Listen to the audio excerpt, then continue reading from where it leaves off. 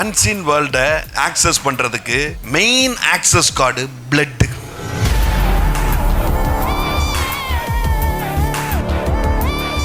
கோழி ரத்தமும் ஆட்டு ரத்தமும் பசுவின் ரத்தமும் உங்களுக்கு விரோதமாய் செயல்பட முடியாது. ஏன்னா இயேசுவின் ரத்தம்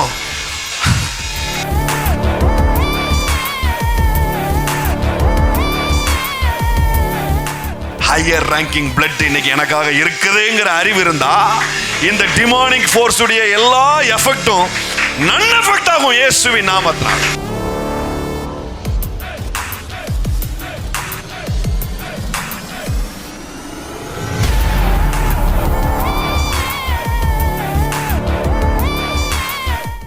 ஆண்டவராகிய இயேசு கிறிஸ்துவின் நாமத்தினாலே இந்த ராஜ்யத்தின் தீர்க்க தரிசன மைய சபைக்கு உங்களை வாழ்த்தி நான் வரவேற்கிறேன். ஆமென். ஆன்லைனில் இதை பிற்பாடு பார்க்கிற உங்களையும் நான் வாழ்த்தி வரவேற்கிறேன்.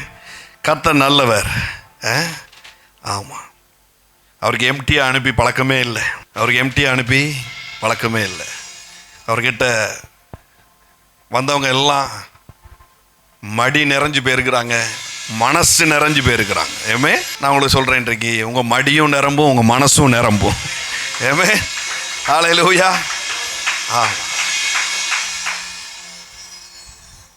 ஒன்றே ஒன்று தான் ஆண்டவர் எதிர்பார்க்கறது, எதை செய்தாலும் தொடர்ந்து செய்யுங்கள். சக்ஸஸ் பீப்புளுடைய பிரின்சிபலை நீங்கள் எடுத்து பார்த்தீங்கன்னா அவங்க சொல்கிறது ஒன்றே ஒன்று தான், தொடர்ந்து செய்யுங்க அப்படிங்கிறது தான். எதை செய்தாலும் என்ன பண்ணுங்க, தொடர்ந்து செய்யுங்க. சாக்கு போக்கு சொல்லாமல் செய்யுங்க. நேரம் இருக்குமேனு செய்யாதீங்க, நேரம் எடுத்து செய்யுங்க அப்படிங்கிறது தான் சக்ஸஸ் பீப்புள் சொல்கிற பிரின்சிபலே. பாருங்க, வேதமும் அதை தான் சொல்லுது. தானியேல் எப்போ ஜபித்தான்? பிரச்சனை ஆன உடனே ஜபித்தான், அப்படி சொல்லலை. தினந்தோறும் செய்து வருகிறபடி ஜபிக்கிறான். தாவீது எப்போ கிட்டார் வாசித்தான் அப்படின்னு சொன்னால் நேரம் கிடைக்கும் போதெல்லாம் வாசித்தான், அப்படி இல்லை. அவன் ஒரு நேரம் ஒதுக்கி தினந்தோறும் அதை வாசிக்கிறான். வாசிப்பில் தேறினவனானான் அப்படிங்குது. எந்த அளவுக்கு தேறிட்டான் அப்படின்னு சொன்னால், இவன் மியூசிக் போட்டால் பிசாசு ஓடுது இல்லையா? சவுல் துஷ்ட ஆவி உள்ளே இறங்கும் பொழுது என்ன செய்கிறாங்க, தாவீதை கூட்டு வந்து மியூசிக் போட வைக்கிறாங்க. மியூசிக் போடுறான், துஷ்ட ஆவி விலகி ஓடுது. அந்த அளவுக்கு தேடுறான் பாருங்க. ஜெயிக்கணும்னு ஆசை இருக்குதா? வேற லெவலில் ஜெயிக்கணும்னு ஆசை இருக்குதா? தொடர்ந்து ஒரு காரியத்தை செய்யுங்க. சொல்லுங்க, தொடர்ந்து செய்யுங்க. ஆமாம். சபைக்கு எத்தனை பேர் வருவாங்க, யார் வாரா, என்ன வாரா அப்படின்லாம் யோசிச்சு நான் மெசேஜ் ஒரு நாளும் ப்ரிப்பேர் பண்ணதே கிடையாது. லட்சம் பேர் வந்தாலும் இதைத்தான் நான் பேச போகிறேன். ஏமே, 10,000 பேர் வந்தாலும் இதை தான் நான் பேச போகிறேன். அதுக்கு குறைஞ்சி நான் பேச போகிறது இல்லை. ஆமாம், 10,000 லட்சம் வந்தாலும் இதை தான் நான் பேச போகிறேன். பாருங்க, நீங்கள் எத்தனை பேர் வந்திருப்பாங்க, அதுக்கு தக்கன பேசுவோம், அதுக்கு தக்கன ப்ரிப்பேர் பண்ணுவோம். இல்லை, உங்கள் ப்ராடக்டில் குவாலிட்டி மிஸ் ஆகவே கூடாது. பாருங்கள், உங்கள் தரத்தில் நீங்கள் நேரம் ஒதுக்கிறதுல என்ன பண்ணிடக்கூடாது, தரம் ஒருபோதும் குறைஞ்சிடக்கூடாது. தொடர்ந்து செய்கிறவர்கள் மிகப்பெரிய ஜெயத்தை அடைகிறார்கள். அவ்வளோதான் தேவன் எதிர்பார்க்குறோம். அதுதான், எதை செஞ்சாலும் என்ன பண்ணு, தொடர்ந்து செய். விட்டு விட்டு செய்யாத, கேப் விடாத அப்படிங்கிறார் ஆண்டவர். சோர்வு வருமா? நிச்சயமாக வரும். விட்டுட்டு ஓடிடலாமான்னு தோணுமா? நிச்சயமாக தோணும். அப்படி தோணும் போது அதை டபுளாக பண்ணு அப்படிங்கிறார். இந்த வேலையில் இருக்கவா வேண்டாமா, விட்டுட்டு ஓடிடலாமான்னு கேட்கும் பொழுது 10 கஸ்டமரை பார்த்தோம், ஒன்றும் நடக்கலையே அப்படின்னு யோசிக்கும் போது இன்னொரு 10 கஸ்டமரை பாரு அப்படின்னு ஆண்டவர் கற்றுக் கொடுக்குறார். காலையில் உன் விதையை தூவும், மாலையில் உன் கையை நெகிழ விடாதே, அதுவோ இதுவோ எது வாய்க்கும் என்று அறியாயே. எந்த நேரத்தில் எப்படி பூமாயி எப்படி வெடிச்சு செதறணும்னு தெரியாது. அதனால விதைக்கிறத நிப்பாட்டாத அப்படிங்கிறார். ஏமே, காலையிலையும் விதை, சாயந்தரமும் விதை, எப்போம்லாம் நேரம் கிடைக்குதோ அப்பெல்லாம் என்ன பண்ணு, விதை. நேரம் எடுத்து விதை செஞ்சுக்கிட்டே இரு ஒரு காரியத்தை. நிச்சயமாக ஒரு நாள் பூத்து குலுங்கும், காய்த்து கனி தரும். ஆமாம், இன்னைக்கு பேசுகிறவன், இன்னைக்கு உங்களை தரம் பார்ப்பவன், எடை பார்ப்பவன், ஆனால் அவங்கெல்லாம் அதே இடத்துல உட்காந்துருப்பாங்க. நீங்கள் பார்ப்பீங்க, உங்களை இன்றைக்கி இடம் பார்த்துக்கிட்டு இருக்காங்க பாருங்கள். இது தேருமா, இது தேராதா, இது ஒப்பேருமா, இது ஒப்பேராதா அப்படின்னு இடம் பார்த்துக்கிட்டு இருக்கிறவங்க கடைசி வரைக்கும் அதே இடத்துல உட்காந்துருப்பாங்க. அங்கேருந்து இன்னொரு டீமை இடம் பார்த்துக்கிட்டு இருப்பாங்க. உங்களுக்கு அதுக்கப்புறம் வரும் பாருங்க சந்ததி, அதை பிடிச்சி இடம் பார்த்துக்கிட்டு இருப்பாங்க, இது தேருமா தேராதன்னு. ஆனால் நீங்கள் பார்த்தீங்கன்னா எடை பெருத்தவர்களாய், எடை கூடினவர்களாய், ஏமேன், நிறைந்த ஆசீர்வாதத்தோடு முன்னாடி போய்கிட்டே இருப்பீங்க.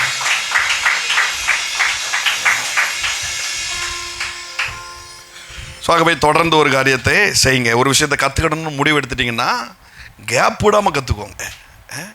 ஒரு விஷயத்தோட மெர்ஜ் ஆகணும்னு முடிவு பண்ணிட்டீங்க, இந்த ஆசீர்வாதம்லாம் வேணும் அப்படின்னு சொன்னால் கேப் விடாமல் என்ன பண்ணுங்க, ஃபில் ஆகுங்க. அப்படியே நிரம்பிக்கிட்டே இருங்க, நிரம்பிக்கிட்டே இருங்க. எவ்வளோ தூரம் சோக் ஆகிறோமோ, ஊறுறோமோ, அதுவாகவே நம்ம மாறிடுவோம் இல்லையா? தேனில் நெல்லிக்காய் ஊறிச்சுன்னா என்ன ஆகும்? நெல்லிக்காவுடைய கசப்பு போயிடும் இல்லையா? என்ன ஆயிரும்? தேனா இனிக்கி அப்படிங்க. இங்கே பாருங்க, பிரசன்னத்தை மிஸ் பண்ணிடாதீங்க. வந்து தொடர்ந்து என்ன பண்ணுங்க, இதில் ஊற ஊற ஊற தேனா மாறுவீங்க. வார்த்தையோடு ஊற ஊற வார்த்தையாகவே நீங்கள் மாறிடுவீங்க. நல்ல கையை தட்டுங்க, நல்ல கையை தட்டுங்க, ஒன்றும் தப்பு இல்லை. வேதம் சொல்லுது பாருங்களேன், நன்மையும் கிருபையும். ஆனால் மூல பாஷையில் எப்படி இருக்கு தெரியுமா? நன்மையும் கிருபையும் உன்னை வேட்டையாடும் அப்படின்ட்டு இருக்கு.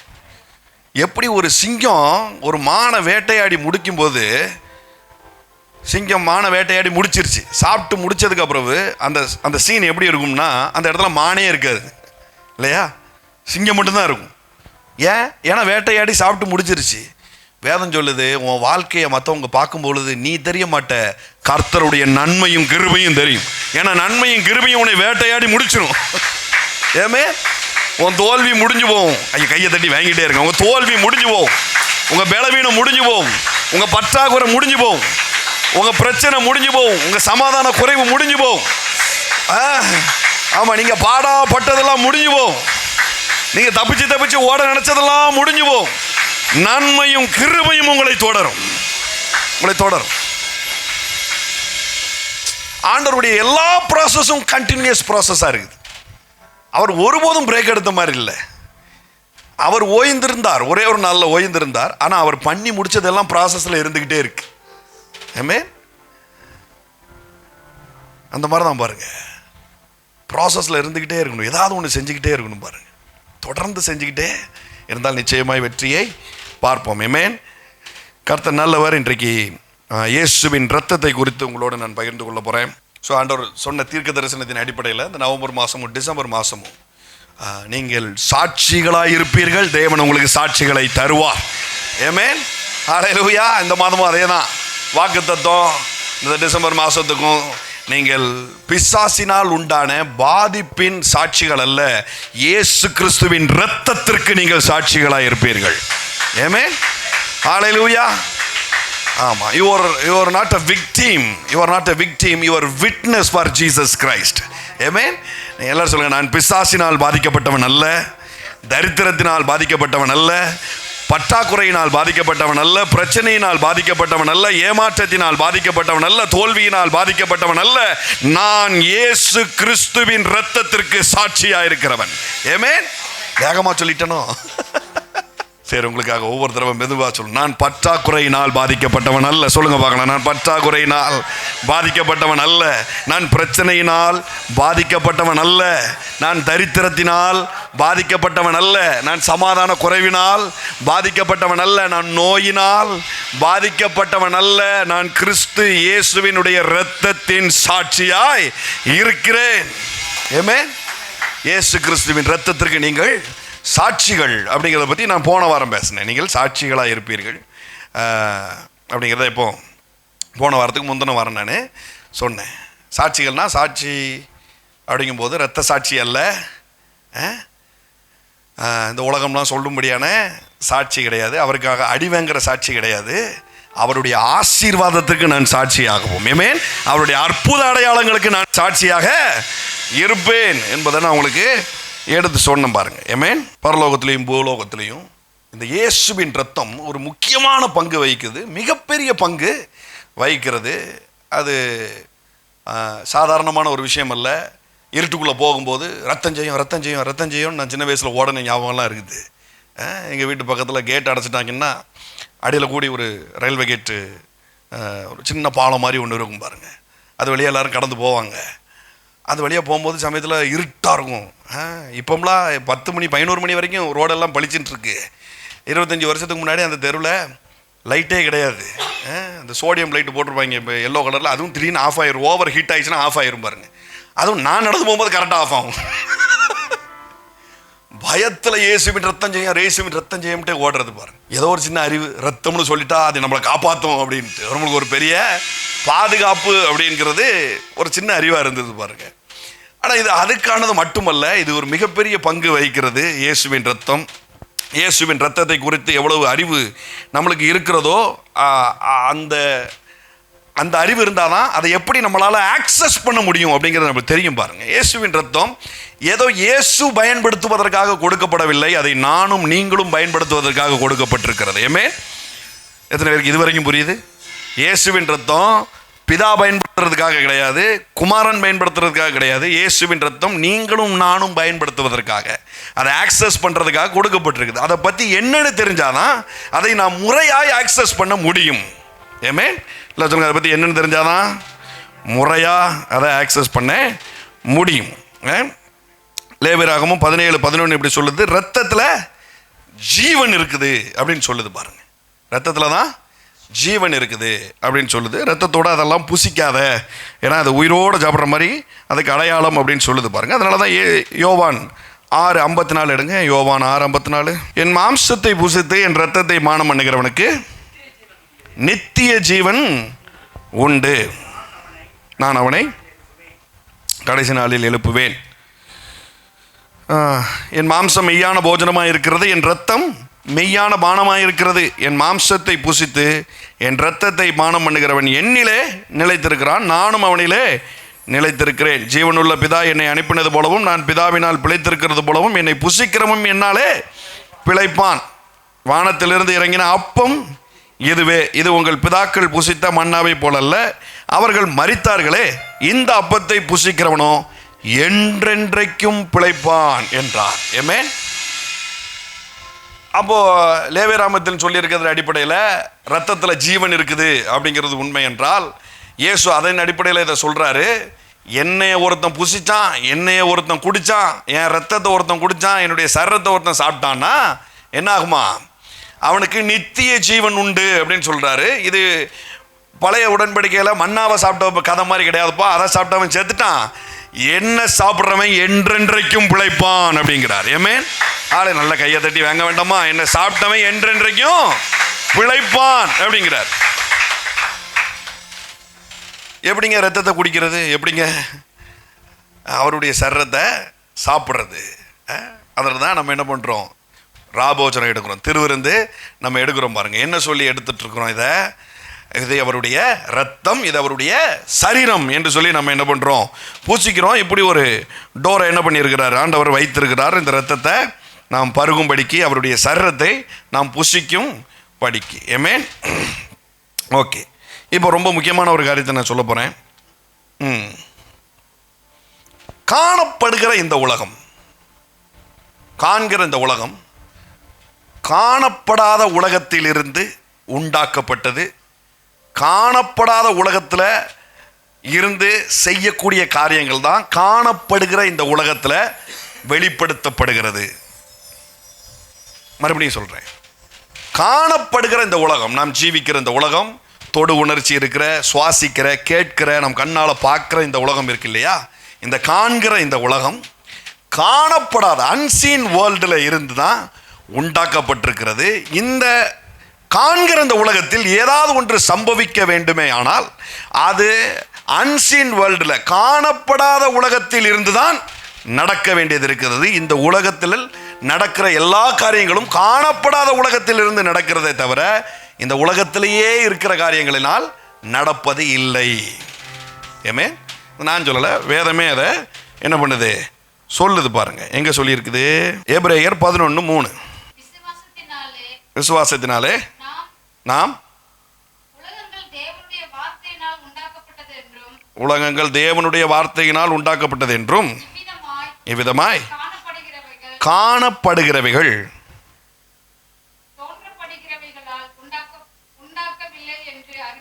காணப்படுகிறவைகள் தோன்றப்படுகிறவைகளால் உண்டாக்கப்படவில்லை.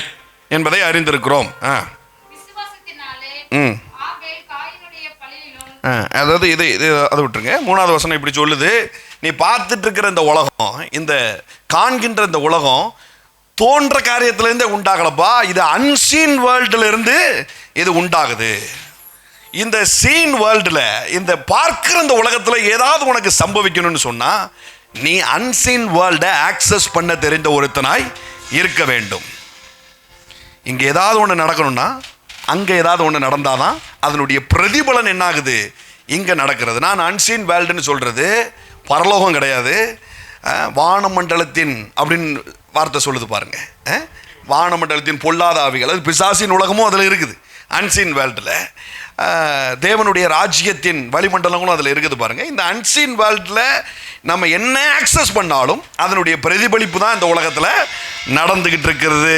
ஏமே இன்னும் சொல்ல போனால் அங்கே அனுமதிக்கப்படாத ஒன்றும் இந்த பூமியில் அனுமதிக்கப்படுவது இல்லை. உங்களுக்கு புரியலனாலும் பரவாயில்ல, கவனிச்சுட்டே வாங்க. நான் சொல்லும் பொழுது உங்களுக்கு நல்லா விளங்கிடும். அங்கே அனுமதிக்கப்படாத ஒன்றும் இங்கே அனுமதிக்கப்பட மாட்டாது. அங்கே தடை செய்யப்பட்ட எதுவும் இங்கே தடை செய்யப்பட்டிருக்கும். அங்கே அனுமதிக்கப்படுகிற எதுவும் இங்கே அனுமதிக்கப்பட்டிருக்கும். ஏமே எந்த ஒரு மனுஷன் அதை ஆக்சஸ் பண்ண தெரியுதோ, அந்த அன்சீன் வேர்ல்டை ஆக்சஸ் பண்ண தெரியுதோ, அவனால தான் இந்த பூமியில் சில காரியங்களை கொண்டு வர முடியும், உருவாக்க முடியும். இப்போ காண்கிற இந்த உலகத்தை விட அன்சீன் வேர்ல்டுக்கு பவர் ஜாஸ்தி. கிரியேஷனை விட கிரியேட் பண்ணதுக்கு வேல்யூ ஜாஸ்தி, பவர் ஜாஸ்தி. ஏமே ஹல்லேலூயா. இப்போ இங்கேயே ஏதாவது மாற்றங்கள் உண்டாக்கணும் அப்படின்னு சொல்லி நம்ம முயற்சி பண்ணோம்னா அது எப்படி இருக்குதுன்னா, பழத்தில் பழம் சரியில்லைன்னு பழத்துக்குள்ளே கையை விட்டு ஏதோ பண்ணிக்கிட்டு இருக்கிற மாதிரி. ஒரு மரம் அதோடைய கனி என்ன பண்ணுது, சரியாக வரவே மாட்டேங்குது, ஒரு மாதிரி வருது, சூம்பி போனதாக வருது, அல்லது புளிப்பாக வருது, ஏதோ ஒன்று நம்ம விருப்பத்துக்கு ஏற்ற வரலை அப்படின்னு சொன்னால் என்ன பண்ணுறோம், வேரில் வேலை பார்க்குறோம் இல்லையா? அதுக்கு உரம் வைக்கிறோம், அதுக்கு டிஃப்ரெண்ட்டாக என்ன பண்ணுறோம், சில அட்மாஸ்பியர்ஸை கொடுக்குறோம். இதெல்லாம் எங்கே பண்ணுறோம், வேரில் கொடுக்குறோம் பாருங்க. இப்போ அன்சீன் வேர்ல்டுங்கிறது வேர் மாதிரி இருக்குது, சீன் வேர்ல்டுங்கிறது பழம் மாதிரி இருக்குது பாருங்க. ஏமே இப்போ நம்ம இங்கே அனுபவிக்கிறது எல்லாம் என்னது, ஃப்ரூட்டு. இங்கே வெறும் கனிகள் மட்டும்தான் இருக்குது, ஆனால் ரூட்டு அன்சீன் வேர்ல்டில் இருக்குது. ஏமே இப்போ அங்கே ஒருத்தன் ஆக்சஸ் பண்ணாதான் இங்கே என்ன ஆகும், காரியங்கள் சரியாகும். ஞாயிற்றுக்கிழமை நம்ம வர்றது எதுக்கு அப்படின்னு சொன்னால் அன்சீன் வேர்ல்டை ஆக்சஸ் பண்ணுறதுக்கு. ஞாயிற்றுக்கிழமை ஏன் சர்ச்சுக்கு வரோம், ஒரு நல்ல பாட்டு படிப்பாங்க, கையை தட்டுவோம், நம்மளும் கிறிஸ்தவர்கள் அல்லவா, பைபிள் எடுத்துகிட்டு கண்டிப்பாக போகணுங்கிறதுக்காக அல்ல. நல்லா தெரிஞ்சுக்கோங்க, ஞாயிற்றுக்கிழமை இதுக்கு முன்னாடி நீங்கள் கேட்டிருக்க வாய்ப்பே கிடையாது, அடித்து சொல்கிறேன். இதை நீங்கள் கேட்குறது ரொம்ப புதிதான ஒரு காரியம், அதனால் கவனமாக பிடிச்சிக்கோங்க. 10 பேர்கிட்ட போய் இதை பற்றி பேசுங்க. ஞாயிற்றுக்கிழமை ஏன் சர்ச்சுக்கு போகிறோன்னு கேட்டால், என் பேர் பீட்ரு, என் பேர் சாமுவேலுங்கிறதுனால இல்லை, அன்சீன் வேர்ல்டை ஆக்சஸ் பண்ணுறதுக்காக நான் சண்டே சர்ச்சுக்கு போகிறேன். ஏன் அன்சீன் வேர்ல்டை ஆக்சஸ் பண்ணாதான் காணப்படுகிற இந்த உலகத்தில் ஏதோ ஒரு மாற்றத்தை நம்மளால் உண்டு பண்ண முடியும் பாருங்க. இல்லை சொல்லுங்க, அன்சீன் வேர்ல்டை ஆக்சஸ் பண்ணுங்க. எப்படி ஒரு மேகம் திரண்டு வரும் பொழுது அதை பார்த்தோன்னே சொல்கிறேன், இப்போ மழை வரும் அப்படின்னு நம்ம சொல்கிறோம் இல்லையா, கருன்னு வருது, கருமேகம் சூழ்ந்து வருது, சூழ்ந்து வந்தால் இப்போ இந்த இடத்துல மழை பெய்ய போகுது அப்படிங்கிறத நம்ம சொல்கிறோம்.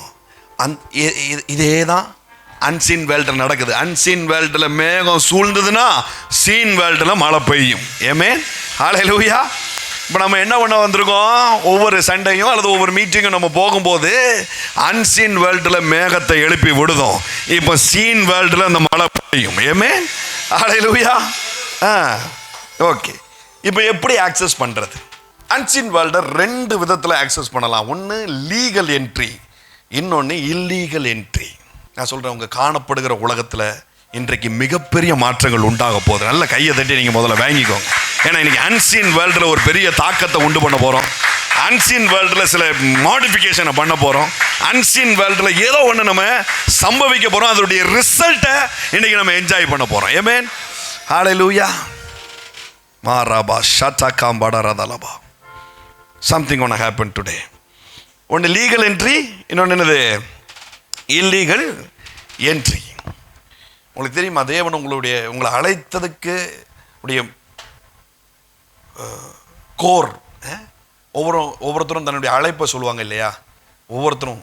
இப்போ என்னைய கேட்டால் நான் ஊழியனாய் தேவன் அழைத்திருக்கிறான்னு சொல்லுவோம். உங்களை ஒரு இன்ஜினியரா, டாக்டரா, லாயரா, ஒரு தொழில் செய்கிறவரா, நல்ல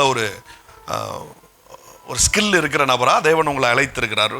ஒரு திறமை வாய்ந்த நபராக என்ன பண்ணியிருக்கிறார், அழைத்திருக்கிறார் நீங்கள் சொல்லுவீங்க இல்லையா? நல்லா தெரிஞ்சுக்கோங்க, இதெல்லாம் உங்களுடைய தனித்துவமான அடையாளத்தை வெளிப்படுத்தக்கூடிய அழைப்பு. ஆனால் பொதுவான ஒரு அழைப்பு என்னென்னா, இயேசு உங்களுக்குள்ளே வந்ததுக்கான மூல காரணமே இந்த அன்சீன் வேர்ல்டை நீங்களும் நானும் ஆக்சஸ் பண்ணணுங்கிறதுக்காக தான். ஏமே ஹல்லேலூயா. இந்த பூமியில் ஒன்னால ஒரு மாற்றம் உண்டாயிட்டே இருக்கணும். உனக்கும் உண்டாகணும், ஒன்னாலையும் உண்டாகணும். ஏமே மறுபடியும் சொல்கிறேன், இந்த சபைக்கு இந்த ஊழியத்தோடு இணைக்கப்பட்டிருக்கிறீங்க அப்படின்னு சொன்னால் எனக்கு ஏதாவது நடக்குமாங்கிறதுக்காக இந்த ஊழியம் கிடையாது. உங்கள் மூலியமாக எத்தனை பேருக்கு என்ன நடக்குங்கிறதுக்காக தான் இந்த ஊழியம். ஏமே அதுதான் உங்களுடைய காலிங். இல்லை சொல்லுங்கள், அன்சீன் வேர்ல்டில் ஏதோ ஒன்று இன்றைக்கி செய்ய போகிறேன். ஏமே ஒவ்வொரு நாளும் அதுக்கு தான், ஒவ்வொரு நாளும் இதை ஆக்சஸ் பண்ண தெரியாததுனால தான் நிறைய நேரத்தில் என்ன ஆயிடுது, மாடிஃபிகேஷனை இங்கேயே நம்ம சரி பண்ண பார்க்குறோம். இங்கேயே யாரையாவது ப்ளேம் பண்ணுறோம், இங்கேயே யாரையாவது கழுத்து பிடிச்சிருந்தோம், இங்கேயே யாராவது கடிச்சு துப்பியிருந்தோம். இதெல்லாம் ஏன் நடக்குது? ஏன்னா அங்கே ரூட்டில் கை வைக்க தெரியாததுனால ஃப்ரூட்டை போட்டு புழிஞ்சிடுறது. நல்ல ரசம் வரும் அப்படின்னு சொல்லி புழிஞ்சா உள்ளே இருந்து புழு வருது, உள்ள அழுகி போயிருக்குது, உள்ள டேமேஜ் ஆகி போயிருக்குது. அப்புறம் பழத்தை போட்டு 4 கிளி கிழிக்க வேண்டியது, பழத்தை பிடிங்கி தூக்கி எரிய வேண்டியது. பாருங்கள், இப்படிலாம் பண்ணிட்டு ஒன்றும் சரியில்லை அப்படிங்கிறது. இல்லை ரூட்டில் வேலை பாரு, எல்லோரும் சொல்லுங்கள் ரூட்டில் வேலை பாரு. ஏமே அங்கே ஒவ்வொரு சண்டே சர்வீஸும் அல்லது ஒரு கூடுகை நடக்குது அப்படின்னு சொன்னால் நல்லா தெரிஞ்சுக்கோங்க, நீங்கள் ஒரு கிறிஸ்தவன் என்பதனால் ஆலயத்துக்கு இல்லை, அதுக்காக இல்லை. அன்சீன் வேர்ல்டில் ஒரு பெரிய தொடுதலை உண்டு பண்ணி அங்கே ஒரு கனெக்ஷனை போட்டு விட்டு அது நிமித்தமாய் அங்கே ஒரு ரூட்டில் வேலையை பார்த்து அது நிமித்தமாய் இந்த பூமியில் சில ஃப்ரூட்டை கொண்டு வரதற்காக தேவன் நம்மளை அழைத்திருக்கிறார். ஆகவே தான் இன்றைக்கி நீங்களும் நான் இங்கே வந்திருக்கிறோம். ஏமே ஹல்லேலூயா. எத்தனை பேருக்கு விளங்குது இது வரைக்கும்? ஏமே இன்னைக்கு படிப்படியாக கொண்டு போகிறேன், இது ரொம்ப முக்கியம். அதுக்குன்னு டீச்சிங் மாதிரி இருக்காது, ப்ரொஃபட்டிக்காகவே நான் கொண்டு போகிறேன். சரியா? Legal entry, illegal entry. இந்த அன்சீன் வேர்ல்டை ஆக்சஸ் பண்ணுறது எப்படி? லீகலாகவும் என்ட்ரி பண்ணலாம், இல்லீகலாகவும் என்ட்ரி பண்ணலாம். பாருங்கள், இந்த இல்லீகல் என்ட்ரிலாம் என்ன? பில்லி சூனியம், மந்திரவாதம் இதெல்லாம் சொல்கிறாங்க இல்லையா? இதெல்லாம் என்னது? Illegal entry. இல்லீகலாக அன்சீன் வேர்ல்டை என்ட்ரி பண்ணது. பாருங்கள், இந்த பூமியில் தொடர்ந்து பெரிய காரியங்களாக பண்ணிகிட்டு இருக்கிற ஆட்கள், அரசியல்லையும் சரி பிஸ்னஸ்லையும் சரி நிலைத்திருக்கிற, நான் சொல்கிறது ஒரு ஜெனரேஷன் அல்ல, பல ஜெனரேஷனாக நிலைத்திருக்கிறது அல்லது நீடித்த நாட்களாய் பொலிட்டிக்ஸின் பவரில் இருக்கிற நபர்கள் எல்லாருக்கு பின்பதாகவும் அன்சீன் வேர்ல்டை ஆக்சஸ் பண்ண தெரிந்த ஏதோ ஒரு மனிதன் அவர்களோடு இருப்பதுனால அந்த ஆசீர்வாதத்தினால அவங்க அந்த நிலையான ஒரு விஷயத்தை சாதிச்சிட்டு இருக்கிறாங்க. வெதர் அது illegal entry or legal entry. ஏமே அது தேவ மனுஷனாகவும் இருக்கலாம் அல்லது பில்லி சூனியம் பண்ணுற ஆட்களாகவும் இருக்கலாம். அன்சீன் வேர்ல்டை ஒருத்தன் ஆக்சஸ் பண்ண தெரிஞ்சு பில்லி சூனியமே பண்ணி ஒருத்தன் ஆக்சஸ் பண்ணி ஒரு மனுஷனை ஆசீர்வதித்தான்னா இந்த பூமியில் அதோடைய ஃப்ரூட் உண்டு, அதுக்கான ஃப்ரூட் உண்டு. ஆச்சரியமாக இருக்கா? இல்லை ஆச்சரியப்படுறதுக்கெலாம் ஒன்றும் இல்லை. இந்தியாவில் இருக்கிற மிகப்பெரிய தொழிலதிபர்களை பார்த்தாலே உங்களுக்கு தெரிஞ்சிடும்.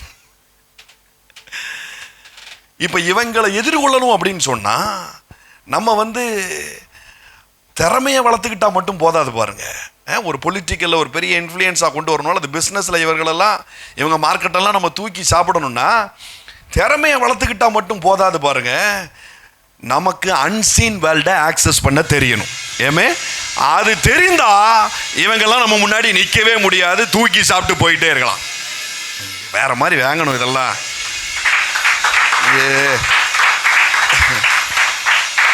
பொலிட்டிக்கல்னு உடனே நீங்கள் பயந்துட்டீங்களோ? உங்களுக்கு ஆசை இல்லைன்னா விடுங்க. உங்கள் பிள்ளைகள் இந்த தொகுதியில் ஒரு எம்பியா எம்எல்ஏவா வந்துட்டு போட்டுமே. ஏமே உங்கள் தலைமுறைகளுக்காவது இந்த ஆசீர்வாதத்தை ரிலீஸ் பண்ணி விடுங்களேன். உங்களுக்கு நம்பிக்கை இல்லைன்னா மிகப்பெரிய தொழிலதிபர்களா, நிலையான ஒரு பெரிய தொழிலதிபர்களா உங்கள் பிள்ளைகள் வளரட்டும். ஏமே ஹல்லேலூயா. ஆப்பிரிக்காவில் ஒரு பிலிவர் ஒரு சாட்சி சொல்கிறார். 3 லட்சம் பேருக்கு முன்பதாக ஒரு சாட்சியை சொல்கிறாரு. அந்த ஊரில் பிரச்சனைன்னு வந்துட்டுனா ஒன்று சபைக்கு ஓடுவாங்க அல்லது பில்லி சூனியத்தை பார்த்து ஓடுவாங்க. விச் டாக்டர்ஸ்னு சொல்கிறாங்க பாருங்கள். ஒன்று சபையை நோக்கி ஓடுவாங்க, அப்படி இல்லைன்னா விச் டாக்டர்ஸ்ட்டு ஓடுவாங்க. அங்கே இருக்கிற அரசியல் தலைவர்கள் எல்லாம் அவங்களுடைய அந்த எலெக்ஷன் ஜெயத்திற்காக என்ன பண்ணுவாங்கன்னா பில்லி சூனியத்தை பண்ணுவாங்க. அது கவர்மெண்ட்டில் அவங்களுக்கு லீகலான ஒரு விஷயம். பில்லி சூனியம் பண்ணதை யாரும் தடுக்க முடியாது, கவர்மெண்ட்டே அது செய்யும். அந்த மாதிரி அந்த ஊரில் இருக்குது பாருங்கள், ஆப்பிரிக்காவில். இப்போ இந்த நம்ம ஊரில் வெத்தலையை கொடு, 11 முட்டையை கொடு, அந்த மாதிரியான டுபாக்கூர் வேலைலாம் அங்கே நடக்காது. சரியா? இதெல்லாம் இங்கெல்லாம் அது வேலை செய்யாது பெருசாக. ஏன்னா இவனுக்கே ஒன்றும் தெரியாது, இவனுக்கே ஆக்சஸ் பண்ண தெரியாது. யார்? இந்த முட்டையை உருட்டி விடுதானே, எலுமிச்சம்பழத்தை உருட்டி விடுதானே, அவனுக்கே அதெல்லாம் ஆக்சஸ் பண்ண தெரியாது. ஆனால் அங்கே உள்ளவன் அப்படி கிடையாது, பயங்கரமான ஆட்கள் பாருங்க. பிசாசினுடைய அன்சீன் வேர்ல்டை ரொம்ப சூப்பராக ஆக்சஸ் பண்ணுற ஆட்கள். என்னென்னா இந்த எலெக்ஷன் நடக்கிற டைம்லலாம் ஒரு வேன் வருமா, ரோட்டில் போகிறவனெல்லாம் பிடிச்சி உழுதுக்கு போட்டு கூட்டு போவாங்களாம். கூட்டு போய் அந்த விச் கிராஃப்ட்டுக்கு, அந்த பில்லி சூனியத்திற்காக இந்த மனிதர்களை கொண்டு போய் லைனில் நிப்பாட்டி ஒவ்வொருத்தரையாக உள்ளே அனுப்புவாங்களாம் பாருங்கள். இப்போது இந்த நபர் சாட்சி சொல்லியிருந்த நபரை பிடிச்சி கூட்டு போயிட்டாங்களாம். வீட்டில் இருந்தவரை பிடிச்சி தரன்னு இழுத்து வேனில் தூக்கி போட்டு கொண்டு போயிருக்காங்க. அந்த விச் கிராஃப்ட் நடக்கிற அந்த இடத்துக்குள்ளே அந்த பெரிய பூசாரி உள்ளே நின்றுப்பாரான். வாசலில் வரிசையாக உள்ள என்ட்ரி ஆகி உள்ளே போவாங்களாம். ஒரு சைடு ஒரு பூனை இருக்குமா, ஒரு சைடு ஒரு ஆந்தை. சரியா? ஒரு சைடு பூனை, ஒரு சைடு ஆந்தை. உள்ளே என்ட்ரி ஆகும்போது முதல்ல 5 பேர் உள்ளே போயிட்டாங்க. உள்ளே போயிட்டாங்கன்னா என்ன அர்த்தம் அப்படின்னு சொன்னால், இந்த ஆந்தையும் இந்த பூனையும் சத்தமே போடாமல் இருந்ததுன்னா இவங்க இந்த பில்லி சூனியத்துக்கு ஏற்ற ஆட்கள் அப்படின்னு சொல்லி உள்ளே கூப்பிட்டுருவாங்க. பில்லி சூனியத்துக்குன்னா எதுக்கு அப்படின்னா வெட்டிடுவாங்க, அரைப்படி கொடுத்துருவாங்க, அந்த பிளட்டை சிந்த விட்டுருவாங்க பாருங்க, நரபலி கொடுத்துருவாங்க. முதல் 3-5 ஆட்கள் உள்ளே போயிட்டாங்கன்னா என்ன அர்த்தம்? 5 பேர் கழுத்து இருக்கப்பட்டாம்னு அர்த்தம். இப்போ 6வது நபராக இந்த சர்ச் பிலீவர் போய் நின்றுருக்கிறாரு. ஒரு பக்கம் ஆந்தை, ஒரு பக்கம் பூனை. அது சத்தம் எழுப்பிருச்சுன்னா இந்த ஆள் புனிதமான ஆள் கிடையாது, இந்த இடத்திற்கு ஏற்ற ஆள் கிடையாது, இவனை அடிச்சு 10ன்னு அர்த்தம். 5 பேருக்கு சைலண்டாக இருந்த அந்த பூனையும் அந்த ஆந்தையும் இவர் உள்ள காலடி எடுத்து வைக்கவும் அலறி அடிச்சு வெளியில் ஓடி இருக்கு பாருங்க. ஏமே ஐயோ, நல்ல கையை தட்ட வேண்டாமாங்க. என்ன நீங்கள் கதை சொன்னால் கூட இன்ட்ரெஸ்டாக கேட்க மாட்டேன் பார்த்துட்டு இருக்கீங்களா? அந்த மாதிரியே பார்க்கல. என்ன விஷயம்? பூனையும் தெரிச்சு ஓடி இருக்கு, ஆந்தையும் தெரிச்சு ஓடி இருக்கு பாருங்க. உள்ள போன உடனே தெரிச்சு ஓடன உடனே அந்த பில்லி சூனியம் பண்ற பூசாரி, அந்த விச் டாக்டர் அவனை கூப்பிட்டு, நீ யாரு, எங்க இருந்து வர அப்படின்னு கேட்டிருக்கிறாரு. இவர் சொன்ன ஒரே வார்த்தை, நான் இந்த சபையை சேர்ந்தவன் அப்படின்னு ஒரு சபையை சொல்லி இருக்கிறார். ஏமே நான் உங்களுக்கு சொல்றேன், நீங்கள் ஒரு சபையை சார்ந்திருக்கிறீங்கன்னு சொன்னா அன்சீன் வேர்ல்டுக்கு அது நல்ல சென்ஸ் பண்ணும். உங்களுக்கு விரோதமான குறி சொல்லுதலும் இல்லை, உங்களுக்கு விரோதமான மந்திரமும் இல்லை. ஏமே நீ காலடி எடுத்து வைக்கும் போதே அதெல்லாம் தெரிச்சு ஓடும், அதெல்லாம் தெரிச்சு ஓடும். ஏமே இவர் உள்ள உடனே அந்த பூசாரி என்ன பண்ணியிருக்கிறான், நீ போய் எந்த காரில் கூட்டு வந்தாங்களோ அந்த கார்லேயே மரியாதையாக போய் இவனை இறக்கி விட்டுரு அப்படின்ட்டு இருக்கிறான். ஏமே இப்போ நம்ம இங்கே காமெடியாக சொல்லிட்டோம், அங்கே எப்படி இருக்கும் பாருங்க, அந்த காட்சி அமைப்பு எப்படி இருக்கும் பாருங்க. அவர் உயிரை கையில் பிடிச்சிட்டு நின்று அந்த சாட்சியை சொல்லிக்கிட்டு இருக்கிறார் பாருங்க. 3 லட்சம் பேருக்கு முன்னாடி ஓப்பனாக அதை சொல்லிக்கிட்டு இருக்கிறாரு. நல்லா தெரிஞ்சுக்கோங்க, அன்சீன் வேர்ல்டை ஆக்சஸ் பண்ணுறதுக்கு மெயின் ஆக்சஸ் கார்டு பிளட்டு. சரியா? மெயின் ஆக்சஸ் கார்டு என்னது? பிளட்டு. ஒவ்வொரு பிளட்டும் ஒவ்வொரு தரத்தில் இருக்குது. பழைய உடன்படிக்கையில் பசு அடிக்கிறாங்க, காளை அடிக்கிறாங்கல்ல, புறாவை கொண்டு வான்னு சொல்கிறாரு, ஆடு கொண்டு வாங்க, ஆட்டின் ரத்தம் சிந்தப்படுது, மாட்டின் ரத்தம் சிந்தப்படுது. ஒவ்வொன்றும் எதுக்கு? ஒவ்வொரு தரம் இல்லையா? ஒவ்வொரு ரேங்கிங் இருக்குது, ஒவ்வொன்றுக்கும் ஒவ்வொரு ரேங்க். புறாவுடைய ரத்தத்துக்கு ஒரு ரேங்க் இருக்குது, ஆட்டினுடைய ரத்தத்துக்கு ஒரு ரேங்க் இருக்குது, காளையினுடைய ரத்தத்துக்கு என்ன இருக்குது? ஒரு ரேங்க் இருக்குது பாருங்க. இப்படி ஒவ்வொன்றுக்கும் ரேங்க் இருக்குது. இப்போ இந்த விச் கிராஃப்ட் பண்ணுறவங்கலாம் என்ன பண்ணுறாங்க? கோழியை இது பண்ணுறாங்க, மிருகங்களை வெட்டுறாங்க, மனுஷனையே கூட வெட்டுறாங்க. மனித ரத்தத்திற்குன்னு ஒரு தரம் இருக்குது. அன்சீன் வேர்ல்டை ஆக்சஸ் பண்ணுறதுக்கு பிளட் என்னது? முக்கியமான கீ, முக்கியமான ஆக்சஸ் கார்டு என்னது? பிளட்டு. இந்த ஒவ்வொரு பிளட்டுக்கும் ஒவ்வொரு தரம் இருக்குது. இருக்கிற தரத்திலேயே மிக உயர்ந்த தரமான ரத்தம் இயேசுவினுடைய ரத்தம். ஏமே, இயேசுவின் ரத்தம் இருக்கிறதுலேயே மிக உயர்தரமான ரேங்கிங்ல இருக்கிற ரத்தம். பாருங்க, மற்ற ரத்தத்திற்கெல்லாம் குவாண்டிட்டி வேணும். மற்ற ரத்தத்துக்கு என்ன வேணும்? குவாண்டிட்டி வேணும். அது எவ்வளவு அளவு இருக்கிறதோ அதன் பொறுத்து தான் அதை ஆக்சஸ் பண்ண முடியும். ஆனால் இயேசுவின் ரத்தம் குவாண்டிட்டி அடிப்படையில் இல்லை, குவாலிட்டி அடிப்படையில் இருக்குது. இதனுடைய ஒரு துளி ரத்தம் ஒட்டுமொத்த உலகத்தையே ரசிக்க வல்லது. ஏமே, இது அவ்வளவு குவாலிட்டி, அவ்வளவு ஹை ரேங்கிங். அதனால தான் வேதம் அதை பதிவு பண்ணுது, இது விலையேறப்பெற்ற ரத்தம். ஏமே, எல்லாரும் சொல்லுங்க, விலையேறப்பெற்ற ரத்தம். ஆமாம், நீங்கள் ஆட்டின் ரத்தத்துக்கிட்ட வரல, குவாலிட்டி கம்மியான ரத்தத்தில், ரேங்கிங்கில் குறைஞ்ச ரத்தத்தில் நீ வரல. நீ என்ன பண்ண, எப்படிப்பட்டவனா வந்திருக்கிற? விலையேறப்பெற்ற இயேசுவின் ரத்தத்திற்கு நீங்கள் வந்து அடைந்தீர்களே அப்படின்னு எழுதியிருக்குது பாருங்க. ஏமே, இப்போ இந்த அன்சீன் வேர்ல்டை இல்லீகலா யாராவது ஆக்டிவேட் பண்ணி உங்களுக்கு எதிராய் வந்தால் அப்படிலாம் நடக்குமா அப்படின்னு கேட்கீங்களா? ஆனால் அதெல்லாம் உங்களுக்கு வேலை செய்யாதுங்கிறத நான் சொல்லிட்டு இருக்கிறேன். ஏமே, அப்படி செஞ்சாலும் இப்போ பாருங்களேன், இந்த தரம் குறைஞ்ச ரத்தத்தை வெட்டிட்டு ஒருத்தன் வர்றது எப்படி இருக்கு அப்படின்னு சொன்னால், உங்களை தாக்குவதற்காக ஒருத்தன் ஒரு கான்ஸ்டபிளை கூட்டு வரான்னு வச்சுக்கோங்க. உங்களை தாக்கணும்னு சொல்லி ஒருத்தன் கான்ஸ்டபிளை கூட்டு வரான்னா, நீங்கள் ஹையர் ரேங்கிங் பிளட்டோட நிற்கிங்க. அதாவது ஒரு டிஜிபியோட அல்லது ஒரு டிஏஜியோட நீங்கள் ஃபுட்பால் விளாண்டுட்டு இருந்தீங்கன்னா எவ்வளவு அந்த கான்ஸ்டபிளுக்கு பயம் உண்டாகுமோ அவ்வளவு பயம் உங்களுக்கு விரோதமாக இருக்கிற காரியங்கள் மீது உண்டாகும்.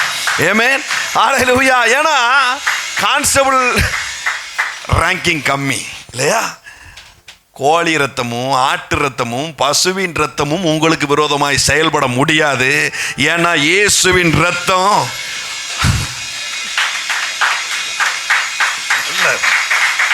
அந்த பிளட்டை தூக்கி அடிச்சு நகட்ட வேண்டாமா? நான் முதல்ல சொல்லிட்டேன், இன்னைக்கு ஆக்சஸ் பண்ண போறோம் அந்த பிளட்டை வச்சு. அன்சீன் வேர்ல்டில் இருக்கிற சில காரியங்களை இன்னைக்கு டவுன்லோட் பண்ண போறோம். ஏமே, ஹல்லேலூயா. இது ரேங்கிங் கூட, எல்லாரும் சொல்லுங்க ரேங்கிங் கூட. அதனால தான் வேதம் பதிவு பண்ணுது, இஸ்ரவேலுக்கு விரோதமான குறி சொல்லுதலும் இல்லை, யாக்கோபுக்கு விரோதமான மந்திரமும் இல்லை. எல்லாரும் சொல்லுங்க, இயேசுவின் ரத்தம் எனக்காக இருக்குது. இது சொல்லும் போது என்ன நடக்குது தெரியுமா? உங்கள் மூதாதையர்கள் அல்லது இதுக்கு முன்னாடி உள்ள ஜெனரேஷனும் உங்களை அறியாமலோ உங்களுக்கு விரோதமாக எழும்பின இந்த தரம் குறைந்த இரத்தத்தினால உண்டாகிற அன்சீன் வேர்ல்டை ஆக்சஸ் பண்ணி வச்சிருப்பாங்க பாருங்க, அது எல்லாம் கேன்சல் ஆகுது. ஏமே, உங்களுக்கு எதிரான சாபமான வார்த்தைகள், ஐயோ நல்ல கையை தட்டி வாங்க, உங்களுக்கு எதிரான சாபமான வார்த்தைகள், உங்களுக்கு எதிரான சாபமான வார்த்தைகள், அன்சீன் வேர்ல்டை இல்லீகலா ஆக்சஸ் பண்ணி உங்களுக்கு விரோதமாக எழும்பி இருந்த பிரச்சனை, நீங்க நஷ்டப்பட வேண்டும் என்று உச்சரித்த காரியங்கள் இயேசுவின் நாமத்தினால கேன்சல் ஆகுது. தி பிளட் ஆஃப் ஜீசஸ்னால. எப்படி அந்த சபையை சேர்ந்த ஒரு மனிதன் போய் நிற்கும் போதே அந்த அன்சீன் வேர்ல்ட் அதை சென்ஸ் பண்ணுதோ, நான் சொல்றேன் இந்த அன்சீன் வேர்ல்ட் உங்களை சென்ஸ் பண்ணும். ஏன்னா நீங்க பிளட் ஆஃப் ஜீசஸ்னால வாஷ் பண்ணப்பட்டவர்கள், இயேசுவின் ரத்தத்தினால கழுவப்பட்டவர்கள். ஏமே, இயேசுவின் ரத்தத்தினால நான் கழுவப்பட்டிருக்கிறேன். அன்சீன் வேர்ல்ட் ஆக்சஸ் பண்ணி உங்களுக்கு எதிராக இருக்கிற நெகட்டிவ் கான்டாக்ட் எல்லாம் இன்னைக்கு கேன்சல் ஆகும் இயேசுவின் நாமத்தினால. ஐயோ நல்ல வாங்க, பாசிட்டிவான கனெக்ஷன்ஸ் உங்களுக்கு உண்டாகும். பாசிட்டிவ் கனெக்ஷன்ஸ் உங்களுக்கு உண்டாகும். ராபா ஷதகம் படரதலபா. தெரிந்தோ தெரியாமலோ உங்க குடும்பத்தோடு தொடர்பில் இருக்கிற டிமோனிக் கனெக்ஷன்ஸ், ஏமே டிமோனிக் கனெக்ஷன்ஸ், அன்சீன் வேர்ல்டில் இருந்து இழுத்து கொண்டு வரப்பட்ட டிமோனிக் கனெக்ஷன்ஸ் இன்னைக்கு கேன்சல் ஆகுது. ஏமே, ஹல்லேலூயா. அந்த சப்ளை எல்லாம் கட் ஆகுது, அந்த சப்ளை எல்லாம் கட் ஆகுது, அந்த சப்ளை எல்லாம் கட் ஆகுது, அந்த சப்ளை எல்லாம் கட் ஆகுது. ராபா ஷதகம் படரத. Every illegal negative connections will be cancelled in the name of Jesus. நஷ்டம் ஏற்பட்டது, நஷ்டம் ஏற்பட்டது, லாசஸ் நடக்கிறது, இதெல்லாம் தெரிந்தோ தெரியாமலோ டிமானிக்கோட உண்டான கனெக்ஷன்ஸ் பாருங்க. தொடர்ந்து லாஸ், தொடர்ந்து லாஸ், தொடர்ந்து பிரச்சனை, தொடர்ந்து ஒரு காரியம் போகவே போகாமல் இருந்துகிட்டு இருக்குது. சீப்பான பிளட்டு டிமானிக் ஃபோர்ஸை இழுத்து வச்சிருக்குன்னு அர்த்தம்.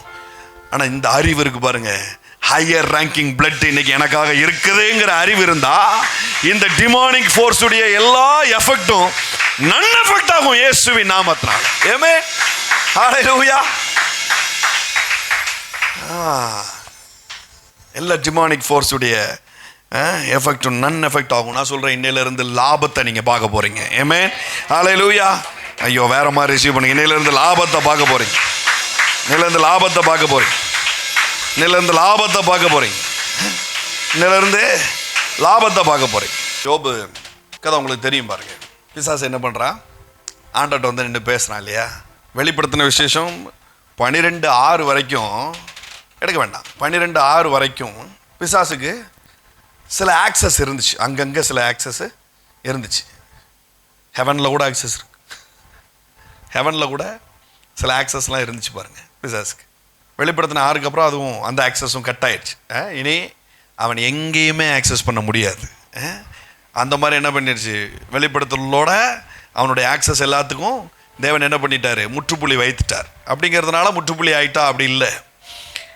அதை அறிந்து அதை விசுவாசித்து நம்ம என்ன செய்யணும், என் வாழ்க்கையில் பிசாசு வேலை செய்ய முடியாதுங்கிறதுல நம்ம நிற்க வேண்டி இருக்குது. ஏமேன், அதுக்கு தான் இந்த பிளட் ஆஃப் ஜீசஸ் பற்றிலாம் இப்போ பேசிக்கிட்டு இருக்கிறோம்.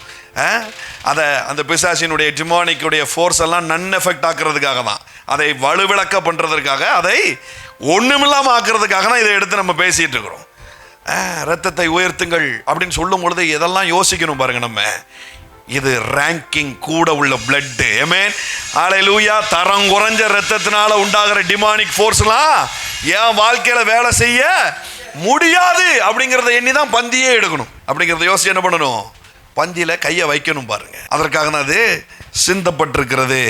இப்போ பிசாசு என்ன பண்றான், ஆண்டவர்கிட்ட பேசிட்டு இருக்கும்போது இப்படி சொல்றான், நீர் அவனுக்கு வேலி அடைக்கவில்லையோ அப்படிங்கிறான் பாருங்க. எனக்கு ஒரு பெரிய ஆச்சரியம். அடே, ஈராக் பக்கத்தில் சுற்றி பார்த்துட்டு வரான். யாரு? பிசாசு. உலகம் முழுவதும் சுற்றி ஈராக் பக்கம் வரான்.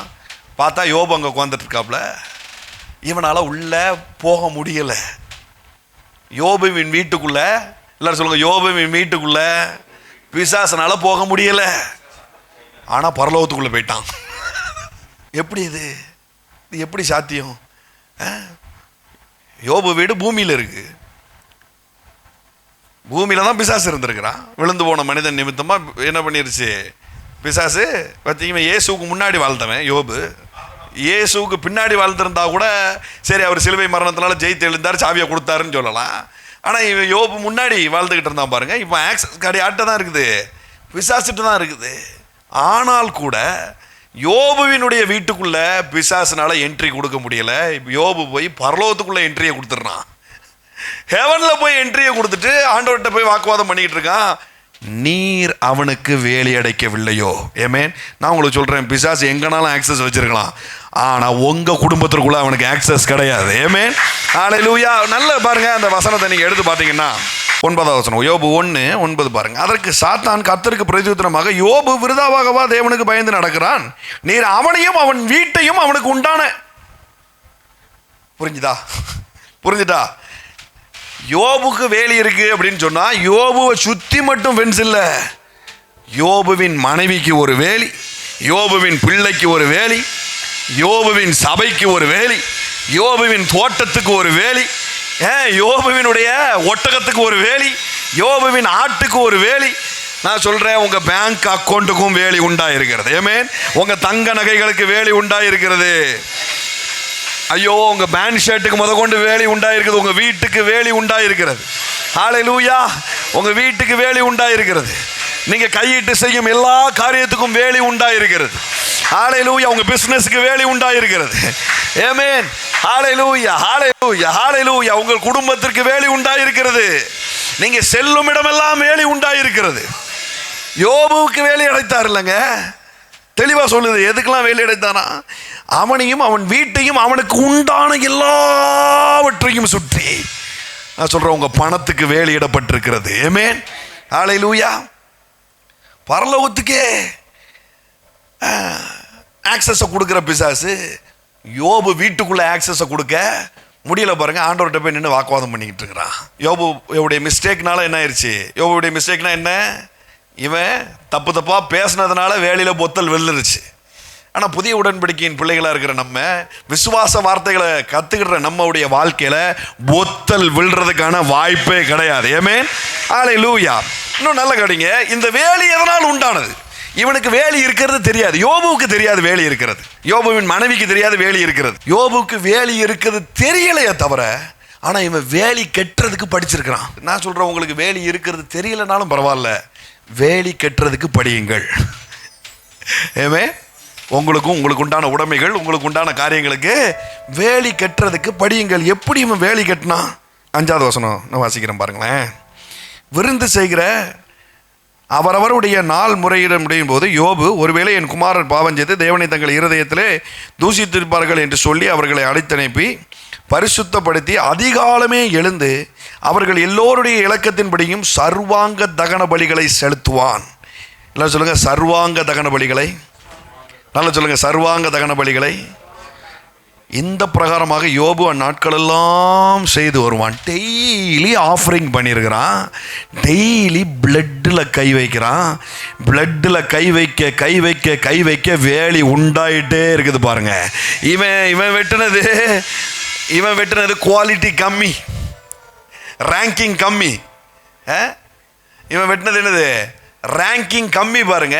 அந்த பிளட்டே இவ்வளவு வேலையை போடுமே, ஆனால் ரேங்கிங் கூட இருக்கிற பிளட் ஆஃப் ஜீசஸ்ல கை வைத்துட்டு இருக்கிற நமக்கு எத்தனை அதிகமான பாதுகாப்பு உண்டா இருக்குது பாருங்க. ஏமே, இதை எனக்கு தெரியும் போதுதான், அப்ப நான் சின்ன வயசுல இயேசுவின் ரத்தம் ஜெயன்னு சொன்னது கரெக்ட் தான்டா. ஏமே, அது என்னை பாதுகாக்குது. அது எனக்கு உண்டானவற்றை பாதுகாக்குது. என் மனைவியை பாதுகாக்குது, என் பிள்ளைகளை பாதுகாக்குது, என் பிசினஸ் அது பாதுகாக்குது, என் ஊழியத்தை அது பாதுகாக்குது. ஹல்லேலூயா. வேலி உங்க கண்ணுக்கு தெரியலனாலும் பரவாயில்ல, ஆனால் வேலி கட்டிக்கிட்டே இருங்க. ஏமேன், தினந்தோறும் நீங்கள் திருவிருந்தை எடுக்கும் பொழுது சர்வாங்க தகன பலினா என்ன? ரத்தம் சிந்தப்படணும், மாம்சம் வேணும் பாருங்க, உண்ணப்படணும் இல்லையா? அப்போ என்ன பண்ணணும்? உண்ணப்படணும், பிளட்டு சிந்தப்படணும். இந்த 2, இது யோபு எடுத்த கம்யூனியன். தினந்தோறும் காலையில் அவன் எடுத்த கம்யூனியன் அவனுக்கு வேலையை உண்டு பண்ணிக்கிட்டே இருக்குது பாருங்க. நான் உங்களுக்கு சொல்கிறேன், மாதந்தோறும் நம்ம எடுக்கிற இந்த கம்யூனியன், தினந்தோறும் நம்ம எடுக்கிற இந்த கம்யூனியன், வீடுகளில் நீங்கள் எடுக்கும் இந்த கம்யூனியன் சும்மா சாதாரணமான ஒரு விஷயம் கிடையாது. இது உங்கள் குடும்பத்திற்கு பெரிய பாதுகாவலை உண்டு பண்ணும். ஏமே, பெரிய பாதுகாவலை இது உண்டு பண்ணும். பெரிய பாதுகாவலை உண்டு பண்ணும். மோசஸ் நாட்களில் என்ன பண்ணுது? மோசஸுடைய சாமர்த்தியம் கிடையாது, கதவு ஸ்ட்ராங்கா இருந்ததுனால கிடையாது. சங்கார தூதன் உள்ள நுழையாதது. கதவு ரொம்ப ஸ்ட்ராங்கா இருந்ததுங்க. தேக்கில் போட்டாங்க, பழைய தேக்குங்க. அது நீங்கள் நினைக்கிற மாதிரி அது 4 இன்ச்சு கட்டை கிடையாதுங்க, அது 8 இன்ச்சு கட்டை அப்படிலாம் கிடையாது. அது உளுத்து போன கட்டையாக இருந்தாலும் அதில் ரத்தம் தேய்க்கப்படும் ஆயின் சங்காரங்கள் நடக்காது. ஆமென், ஹல்லேலூயா. சங்காரங்கள் நடக்காது. சொல்லுங்க, சங்காரம் நடக்காது, சங்காரம் நடக்காது. பிளட் ஆஃப் ஜீசஸ் உங்கள் வீட்டுக்கு தெளியப்பட்டிருக்குன்னா என்ன அர்த்தம்னா, உங்கள் வீட்டுக்கு முன்னாடி ஒரு நோ என்ட்ரி போர்டு இருக்குது. ஏமே, ஒரு நீ இப்போ இப்போ நம்ம திருநெல்வேலியில் இந்த ரோட்டில் நீங்கள் போனீங்கன்னா, நாகர்கோவில் ரோட்டில், இந்த நியூ பஸ் ஸ்டாண்ட்லேருந்து நாகர்கோவில் ரோட்டில் நீங்கள் கொஞ்சம் தூரம் போனால் நேவி ஃபோர்ஸ் ஆஃபீஸ் இருக்கும். நேவி ஃபோர்ஸ் ஆஃபீஸ் இருக்கும். அந்த சுவத்துலலாம் நீங்கள் பார்த்தீங்கன்னா நிறையா போட்டிருப்பாங்க, ப்ராஹிபிட்டட் ஏரியான்னு போட்டிருப்போம். பார்த்துருக்கீங்களா? தடை செய்யப்பட்ட பகுதி, பொதுமக்கள் உள்ளே வரக்கூடாது அப்படின்னு தடை செய்யப்பட்ட பகுதி அப்படின்னு போட்டிருப்பாங்க. நான் உங்களுக்கு சொல்கிறேன், உங்கள் வீட்டு முன்னாடி இந்த நாளில் இருந்து ஒரு ஏஞ்சல் அப்பாயின்ட் பண்ணப்பட்டு ஒரு போர்டு ஃபிக்ஸ் பண்ணப்படுது, பிவேர் ஆஃப் ஏஞ்சல்ஸ். ஏமேன், ப்ராஹிபிட்டட் ஏரியா. ஏமேன், பிசாசுக்கு இங்கே இடம் இல்லை, நோ என்ட்ரி போர்டு ஒன்று ஃபிக்ஸ் ஆகுது. ஆமென். மோசே நாட்கள்ல பஸ்காவை அனுசரித்த ஒவ்வொரு குடும்பத்தின் வாசல்லையும் சங்கார தூதனுக்கு நோ என்ட்ரி போர்டு போடப்பட்டது போல நான் சொல்றேன், உங்க குடும்பத்தில் இன்னைக்கு உங்க வீட்டின் வாசல்கள்ல இந்த போர்டை, ஆமென், இந்த வேலி அந்த யோபுவின் நாட்களிலே யோபுவின் குடும்பத்துக்கு முன்பதாய் எப்படி பிசாசுக்கு மட்டும் அந்த அன்சீன் வேர்ல்ட்ல இருக்கிற அந்த பிசாசுக்கு மட்டும் அது கண்ணு தெரியுது இந்த வேலி, பிவேர் ஆஃப் ஏஞ்சல்ஸ், உள்ள போகாத நோ என்ட்ரி போர்டு, அது எப்படி அவனுக்கு மட்டும் கண்ணுக்கு தெரிஞ்சதோ இன்றைக்கு நான் உங்களுக்கு சொல்றேன், உங்கள் குடும்பத்தில் போடப்பட்ட இந்த போர்டு பிசாசுக்கு நல்லா தெரியும். இனி அந்த அந்த குடும்பத்தில் கை வைக்க முடியாது. ஆமென். இனி கை வைக்க முடியாது. பிவேர் ஆஃப் ஏஞ்சல்ஸ், நாய்கள் ஜாக்கிரதைன்னு வச்சிருப்பாங்க பாருங்க, பிவேர் ஆஃப் டாக்ஸ். ஆனால் பிசாசு பார்க்கும் பொழுது பிவேர் ஆஃப் ஏஞ்சல்ஸ். ஆமென். இங்கே தூதர்கள் உண்டு. ஐயோ, இங்கே தூதர்கள் உண்டு, இங்கே தூதர்கள் உண்டு, இங்கே தூதர்கள் உண்டு, இங்கே தூதர்கள் உண்டு. தூதர்கள் உண்டு. சகரியா 2:5 எடுங்க. மாராபா ஷட்டா காம்பாடராதலவா, நான் அதற்கு சுற்றிலும் அக்கினி மதிலாயிருந்து. இது எப்படிப்பட்ட ஃபென்சிங் தெரியுதா? இது எப்படிப்பட்ட வேலி தெரியுதா? பஸ்காவை அனுசரிச்சவங்களுக்காக சகரியால தேவன் சொல்லி வைத்திருக்கிற வேலி. நானே அவனுக்கு அக்கினி மதிலா இருப்பேன். ஏமே, நான் வேலி போடுறதெல்லாம் இருக்கட்டும்பா, நானே அக்கினி மதிலா இருப்பேன். ஏமே, நான் இன்னையிலிருந்து சொல்றேன், உங்க வீட்டை சுத்தி ஒரு பெரிய ஃபயர், உங்களுக்கும் உங்க குடும்பத்திற்கும் உண்டான யாவற்றுக்கும் ஒரு பெரிய ஃபயர். ஏமேன். உங்க ஆசீர்வாதத்தை சுத்தி ஒரு ஃபயர், உங்க வருமானத்தை சுத்தி ஒரு ஃபயர். ஏமேன். ஹல்லேலூயா. உங்கள் பிள்ளைகளை சுத்தி ஒரு ஃபயர், அக்கினி மதலாய் நான் இருப்பேன். யோபுவுக்கு நடந்த காரியம் மாதிரியே பேதுருவுக்கு ஒரு சம்பவம் நடக்குது. எப்படி பிசாசு வந்து கேட்குறான், நான் அவங்க குடும்பத்தில் ஆக்சஸ் பண்ணணும், அவன் வாய் பிளாபர் ஆகிட்டு இருக்கு, ஒரு பொத்தல் விழுந்துச்சு, அந்த பொத்தலை நான் பயன்படுத்தணும், எனக்கு ஆக்சஸ் கார்டை கொடுங்க அப்படிங்கிறான். யாரு? பிசாசு. யோபுவின் காரியம் இல்லை, ஆண்டவர் வேறு வழி இல்லை, போன்ட்டார். ஆனால் சேம் ஒரு காரியம், பேதுரு பொத்தல் போடுறதுக்கு ரெடியாக இருக்கும் பொழுது 3 முறை மறுதளிச்சு பொத்தல் போட போகிறான். இயேசுக்கு நல்லா தெரியுது. அந்த டைமில் இதாண்டா சாக்குன்ட்டு பிசாசு வந்து நின்று கேட்டுட்டு இருக்கான். யார்கிட்ட? இயேசுட்ட. கோதுமையை பொட்டக்கிற மாதிரி இவனை பொட்டக்கணும், விடுங்க அப்படிங்கிறான். என்ன இப்படி யோசிக்கிறீங்க? ஐயா, லூக்கா 22:31 பாருங்களேன். பின்னும் கர்த்தர், சீமோனே சீமோனே, இதோ கோதுமையை சுலகினால் புடைக்கிறது போல சாத்தான் உங்களை புடைக்கிறதுக்கு உத்தரவு கேட்டான். பாத்தியலா, ஒட்டச்சி எடுத்துருவான் அவனை அப்படின்னு சொல்லி சாத்தான் என்ன பண்றான்? இயேசுட்ட உத்தரவு கேட்குறான். அதுக்கு சொல்றாரு, நானும் உன் விசுவாசம் ஒளிந்து போகாதபடி உனக்காக வேண்டிக் கொண்டேன். தட் மீன்ஸ் நான் அவனுக்கு ஆக்சஸ் கொடுக்கல. நான் சொல்றேன், உங்க குடும்பத்தில் யோபுவின் காரியத்தை போல ஆக்சஸ் பண்றதுக்கு அனுமதி கொடுத்த தேவன் இன்றைக்கு புதிய உடன்படிக்கையில இயேசு கிறிஸ்துவின் ரத்தத்தினால அது நிமித்தமாய் உண்டான வேலி இருக்கிறதுனால உங்களுக்கு தேவன் ஆக்சஸ் கொடுக்கிறது இல்லை. உங்கள் நிமித்தமாய் பிசாசுக்கு, ஐயோ நல்ல கையை தட்டி வாங்க, உங்கள் நிமித்தமாய் பிசாசுக்கு ஆக்சஸ் டினைட். ஆமென். உங்க குடும்பத்துக்குள்ள ஆக்சஸ் கிடையாது, உங்க வியாபாரத்துக்குள்ள பிசாசுக்கு ஆக்சஸ் கிடையாது, உங்க பிள்ளைகள் வாழ்க்கையில ஆக்சஸ் கிடையாது, உங்க வீட்டின் பேர்ல ஆக்சஸ் கிடையாது, உங்க தங்க நகையின் பேர்ல ஆக்சஸ் கிடையாது, உங்க சரீரத்தின் பேர்ல ஆக்சஸ் கிடையாது, உங்க வாகனத்தின் பேர்ல ஆக்சஸ் கிடையாது. ஆமென். அவனுக்கு அனுமதி கொடுத்தேன். ஏன்னா அது ஆட்டின் ரத்தம், அது மாட்டின் ரத்தம், அது புறாவின் ரத்தம், அது குவாலிட்டி கம்மி, ரேங்கிங் கம்மி. ஆனால் புதிய உடன்படிக்கையின் வரும் பொழுது பேதுருவுக்காக சிந்தப்பட போகிறது இயேசுவின் ரத்தம். இது ஆக்சஸ் டினைட் பண்ணும். ஆமென். ஹல்லேலூயா. இந்த ஆக்சஸை உடம்பிடலான்னு சொல்லி எவ்வளவு தைரியம் பாருங்க. யோபுவை கொடுத்தலாம், இவனையும் கொடு அப்படின்னு நிற்கான். யோபுவை கொடுத்தீர்களா, இவனையும் கொடும் அப்படின்னு நிற்கான். ஜீசஸ் ப்ரேயர் பண்றாரு. என்ன ப்ரேயரு? ஆக்சஸ் மறுக்கப்படுகிறது. ஆமென். ஹல்லேலூயா. தடை செய்யப்பட்ட பகுதி. நான் சொல்றேன், இனி உங்கள் மீது இந்த முத்திரை போடப்பட்டுட்டே இருக்கும். நீங்க வாகனத்தில் போடும் போது இனி பயப்பட வேண்டாம். ஏன்னா ஆக்சிடென்ட்டுக்கு நீங்க தடை செய்யப்பட்ட பகுதி. ஆமென். ரோடு இது விபத்து பகுதி அப்படின்னு ஒரு போர்டு வச்சிருக்கான் பாருங்க. எனக்கு பார்த்தாலே இருக்கும், பார்க்குறோம்னா இதை கன்ஃபர்ஸ் பண்ணியே இதை விபத்து பகுதி ஆக்கிடுவானே இல்லையா? கவனமாக போகக்கூடிய பகுதின்னு எழுதி போடு. ஏன் நீ ஏன் விபத்து பகுதின்னு எழுதி போடுத அப்படின்னு எனக்கு ஒரு கேள்வி இருந்துக்கிட்டே இருந்தது பாருங்க. நான் சொல்கிறேன், உங்கள் முதுகுக்கு பின்னாலும் உங்கள் நெற்றியிலும் ஒரு வாசகம் இன்றி பொறிக்கப்பட போகிறது. அது என்னன்னா, இதில் ஆக்சிடென்ட்டுக்கு இது அப்பாற்பட்ட பகுதி அப்படிங்கிறது போகுது பாருங்க, எழுதப்பட போகுது. ஆமென், ஹல்லேலூயா. ஆமாம், விபத்தே இல்லாத பகுதின்னு எழுதப்பட போகுது. ஹல்லேலூயா. இது ஆபத்தே இல்லாத பகுதின்னு எழுதப்பட போகுது. இது ஆசீர்வாதத்தின் பகுதி, இது அடைக்கல பட்டணம் என்று எழுதப்பட போகுது. ஆமென், ஹல்லேலூயா. இஸ்ரவேல் சபை, இஸ்ரவேல் மற்றும் இந்த புதிய உடன்படிக்கை சபை, அப்போஸ்தலர்களால் ஏற்படுத்தப்பட்ட சபை, இதெல்லாம் மெர்ஜாய் பேசிக்கிட்டே வருது.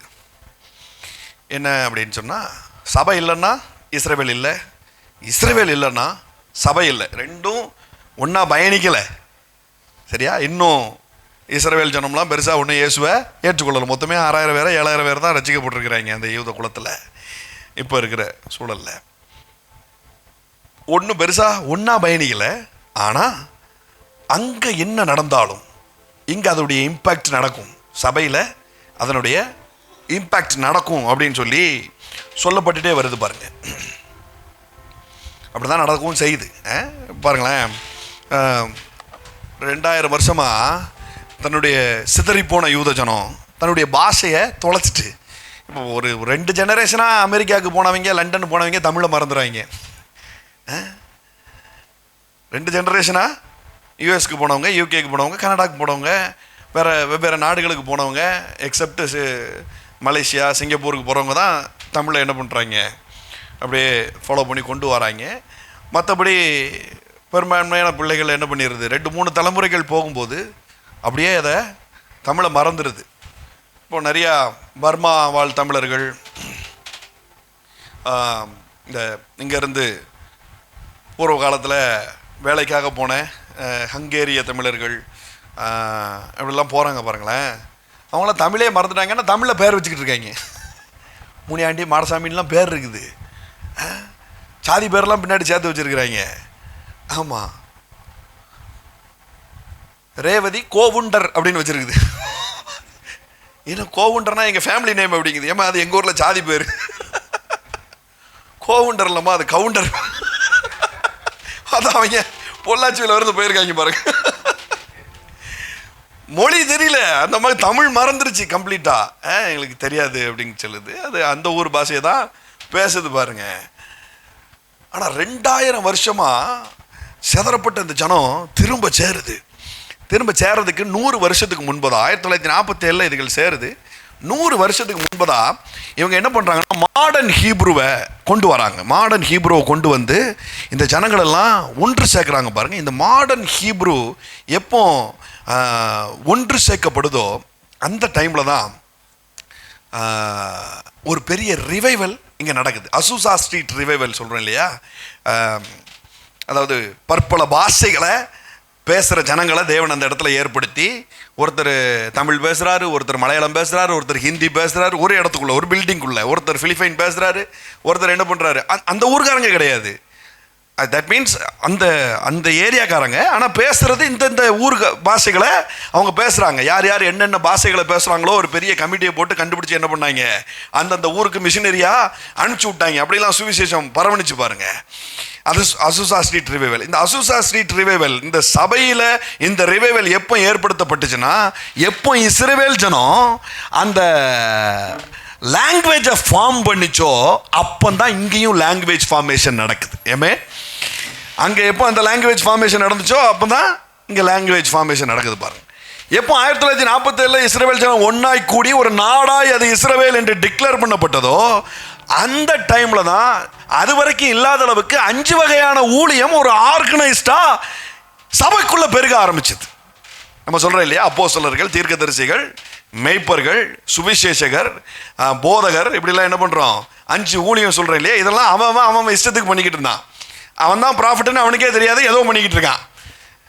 ப்ராஃபிட் டீச்சர் வேலையை பார்க்கான், டீச்சர் மேய்ப்பர் வேலையை பார்க்கான், இப்படி மாற்றி பண்ணிக்கிட்டு இருக்காங்க பாருங்க. அந்த டைமில் இது இப்படி ஒரு 5 வகை ஊழியத்தை தேவன் ஏற்படுத்தின இந்த விஷயத்தை ஆர்கனைஸ்டாக கொண்டு வந்தது 1947 தான் கொண்டு வந்து, இல்லைப்பா இந்த ஊழியம் இப்படி இருக்கணும், இது இந்த மாதிரி இருக்கணுங்கிற ஒரு சிஸ்டம் என்ன ஆச்சு அங்கே ஃபார்ம் ஆகும்போது இங்கே ஃபார்ம் ஆகுது. கொஞ்ச நாளைக்கு முன்னாடி குண்டு போட்டாங்க இல்லையா, இங்கே ஈரானில் என்ன பண்ணாங்க, அமெரிக்கா குண்டு போட்டுச்சு பாருங்கள். இஸ்ரேலுக்கு சார்பாக என்ன பண்ணிச்சு, அணுவில் அந்த நியூக்ளியர் ஒரு ஃபேக்ட்ரி இதை ஒரு ஆராய்ச்சி கூடத்தை என்ன பண்ணாங்க, பாம்பு போட்டு பிளாஸ்ட் பண்ணி அழிச்சாங்க. அது எந்த இடம் அப்படின்னு சொன்னால், பைபிளில் பூர்வ காலத்தில் ஓகை அப்படின்னு சொல்லி ஒரு ராஜா இருந்தான் பாருங்க. ஓகையை அழித்தவரை துதியுங்கள், அவர் கிருபை என்றும் உள்ளது சங்கீதத்தில் வருது இல்லையா. இவன் மரணத்திற்கான அடையாளமாக இருக்கணும். யாரு? இந்த ஓகை. மரண பீதியை உண்டு பண்ணுறதே இவனுடைய வேலையாக போச்சு. இவன் மரணத்தின் ராஜா. அவன் இருந்த ஏரியா எக்ஸாக்ட்லி அந்த இப்போ அமெரிக்கா குண்டு போட்ட அந்த ஏரியா பாருங்க.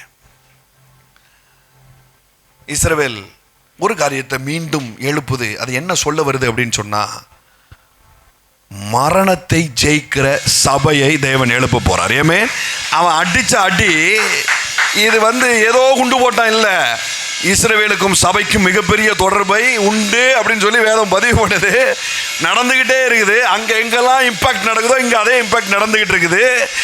அங்க மரணம் அடிக்கப்பட்டது என்றால் நான் சொல்றேன், சபை மரணத்தை ஜெயிக்க போது இயேசுவின் இரத்தத்தினால, இயேசுவின் இரத்தத்தினால, இயேசுவின் இரத்தத்தினால, சாட்சியின் வசனத்தினால மரணம் ஜெயிக்கப்பட போகுது. ஆமென். நான் உங்களுக்கு சொல்றேன், மரணத்தினால மரணத்தோடு உங்களுக்கு உண்டான உடன்படிக்கை இன்னைக்கு கேன்சல் ஆகுது. ஆமென். ஹல்லேலூயா. ஆமென். இந்த சர்ச் அதுக்கு ஒரு விட்னஸா இருக்க போகுது. இந்த சர்ச் அதுக்கு ஒரு விட்னஸாக இருக்க போது. இதில் அமர்ந்திருக்கிற ஒவ்வொருத்தரும், இந்த ஆன்லைனில் பார்க்குற ஒவ்வொருத்தரும் நீங்கள் அதுக்கு விட்னஸாக இருக்க போகிறீங்க. மரணத்தை ஜெயமாய் விழுங்குகிற ஒரு சந்ததியாய் நீங்கள் எழும்ப போகிறீங்க. ஏமே கம்யூனியன் எடுப்போம். எத்தனை பேருக்கு இது வரைக்கும் விளங்குனுச்சு? ஏமே ஒரு பாதுகாப்பின் உணர்வு வருதா உங்களுக்கு? ஒரு சந்தோஷத்தின் உணர்வு வருதா? அன்சீன் வேர்ல்டு ஆக்சஸ் பண்ண கற்றுக்கிட்டீங்களா? Blood of ஜீசஸில். ஏமே வர்ற வாரத்தில் பிளட் ஆஃப் ஜீசஸ்னால் உண்டாகிற ப்ரொமோஷன் பற்றி நான் பேச போகிறேன். ஏமே ஞாயிற்றுக்கிழமை பிளட்டில் ப்ரொமோஷன் இருக்குது. ஏமே ஸோ அதை பற்றி நான் பேச போகிறேன். இயேசுவின் ரத்தத்தில் கை வச்ச அனைவரும் ப்ரொமோஷனை வாங்கியிருக்கிறாங்க. நான் சொல்கிறேன், நம்ம சபையில் ப்ரொமோஷன் உண்டாக போகுது. ஏமே ப்ரொமோஷன்னா மறுபடியும் சொல்கிறேன், நீங்கள் வேலை பார்த்தா தான் ப்ரொமோஷன் இல்லை, வேலை பார்த்தா தான் ப்ரொமோஷன் இல்லை, வேலை பார்த்தா தான் ப்ரொமோஷன் இல்லை. சரியா? ப்ரொமோஷனுங்கிறது என்ன? நீங்கள் இருக்கிற நிலையிலிருந்து அடுத்த நிலைக்கு போகிறதுக்கு தான் ப்ரொமோஷன். ஏமே நீங்கள் எந்த நிலையில் இருக்கிறீர்களோ அந்த நிலையிலிருந்து அடுத்த நிலைக்கு போகிறது, அடுத்த கிரேடுக்குள்ளே நீங்கள் என்ட்ரி ஆகிறதுக்கு பேர் என்னது? ப்ரொமோஷன். அது பிஸ்னஸாக இருக்கலாம், ஊழியமாக இருக்கலாம், உங்களுடைய வாழ்க்கை முறை எதுவாக இருந்தாலும் சரி. நான் சொல்கிறேன், அடுத்த வாரம் மிஸ் பண்ணிடாதீங்க, ப்ரொமோஷன் மிஸ் ஆயிரும். அடுத்த வாரம் என்ன பண்ணுங்க, பிளட் ஆஃப் ஜீசஸ்னால உண்டாகிற ப்ரொமோஷனை என்ஜாய் பண்ண போகிறீங்க. ஏமே ஹல்லேலூயா.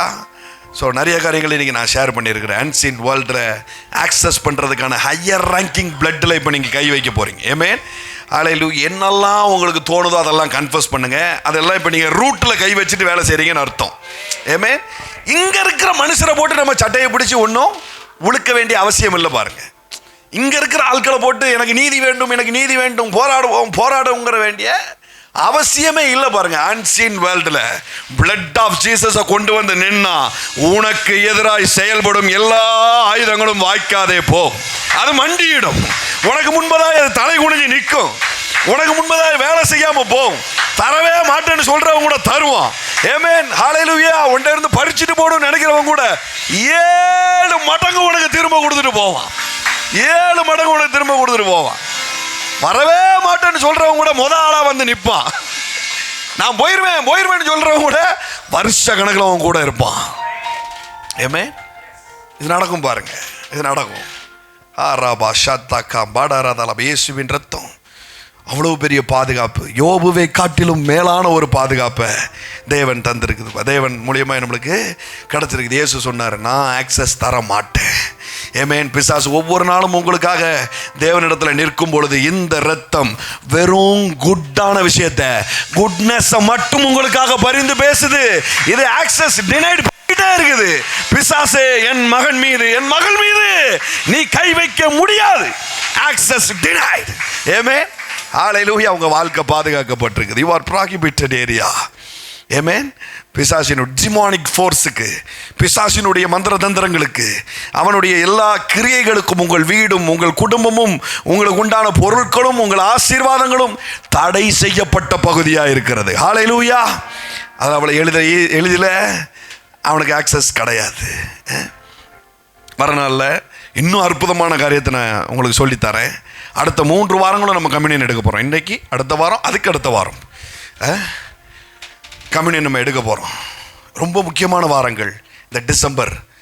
ஏன்னா ஜனவரிக்குள்ளே என்ட்ரி ஆகும் பொழுது மாறுபட்ட ஒரு மனுஷனாய் உள்ளே போக போகிறோம். ஏமே பழைய தோல்விகளெல்லாம் புதைக்கப்பட்ட ஒரு மனிதனாய், பழைய பிரச்சனைகளெல்லாம் புதைக்கப்பட்ட ஒரு மனிதனாய், ஏமேன் எல்லாம் உலகம் பார்த்து வியந்து சொல்லுகிற அளவுக்கு இயேசுவின் இரத்தத்திற்கு சாட்சியாய் எழும்பி அடுத்த வருஷத்திற்குள்ளே போக போகிறோம்.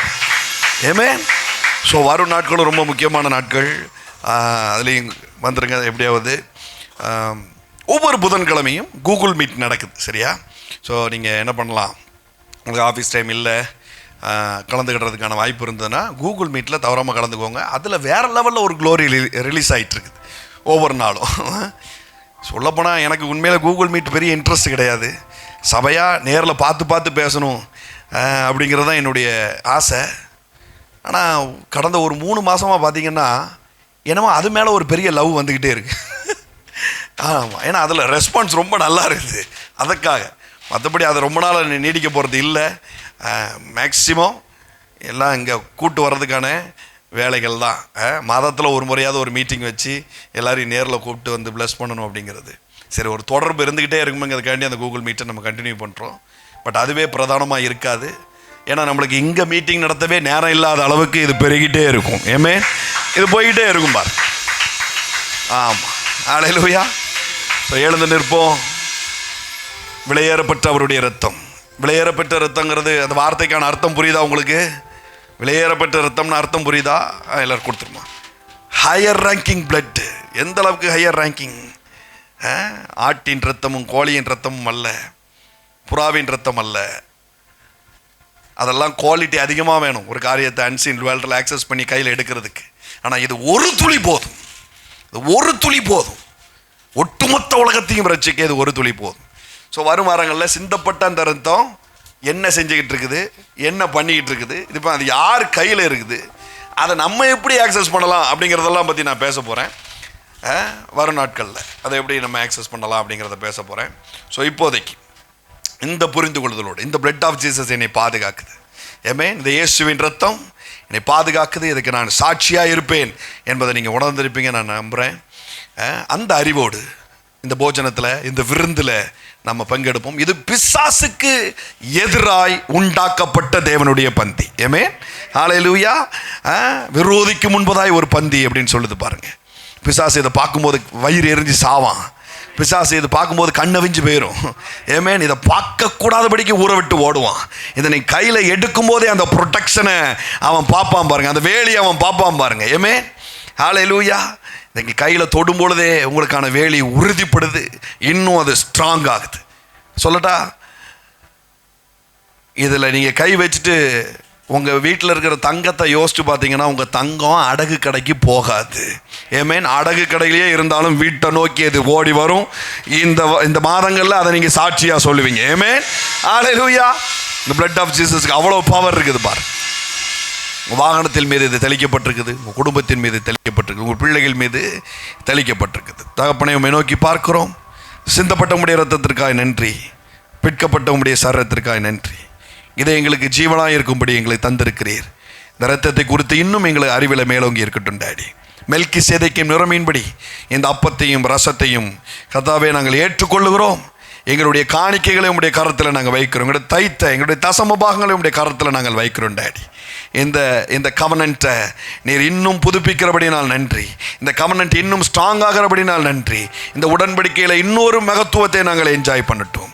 இயேசுவின் நாமத்தினால பிதாவே, ஆமேன் ஆமேன். எல்லோரும் ஒருமனப்பட்டு புசிப்போம். ஸோ உங்களுடைய டைத் அண்ட் ஆஃபரிங்கை நீங்கள் கையில் எடுத்துக்கோங்க. ஆன்லைனில் பார்க்குற நீங்கள் கையில் எடுத்துக்கோங்க.